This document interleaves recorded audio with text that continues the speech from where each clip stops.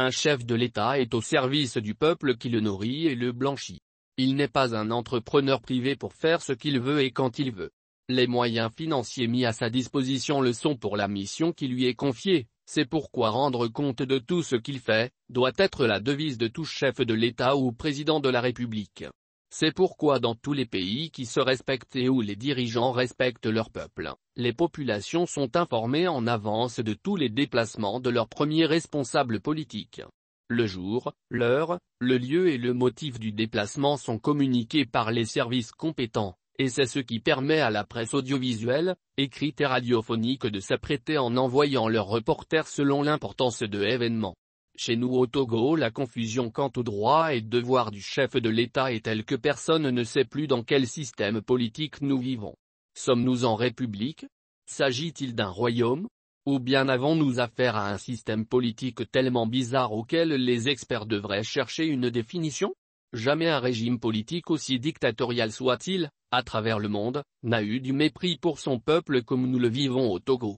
La corruption à grande échelle, les nombreuses violations des droits de l'homme avec leur corollaire d'impunité garantie sont devenues une deuxième nature pour ceux qui prétendent nous diriger, au point que la gouvernance politique au Togo est devenue une véritable mafia qui ne profite qu'à une minorité au détriment du plus grand nombre.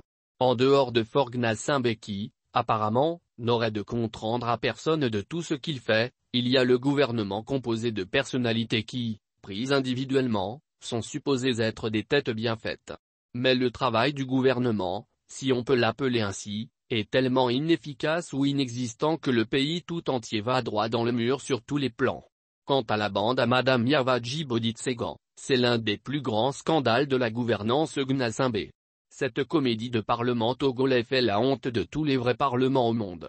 Un parlement est fait pour contrôler l'action du gouvernement et non pour jouer le rôle d'une chambre d'enregistrement comme c'est le cas de nos soi-disant députés que personne n'a élus. Nous nous demandons quel travail ils font pour recevoir ces colossales sommes d'argent à la fin de chaque mois. Ont-ils encore un cœur pour voir la misère ambiante de leurs compatriotes autour d'eux, et reconnaître l'inutilité de leur présence en ces lieux? Si toutes ces dépenses faites pour satisfaire les caprices des uns et des autres au sommet de l'État, si ceux qui sont aujourd'hui au pouvoir pouvaient reconnaître tous les abus dont ils sont responsables et faire amende honorable, un Togo plus humain, sans exclusion aucune, serait possible sans grands accros.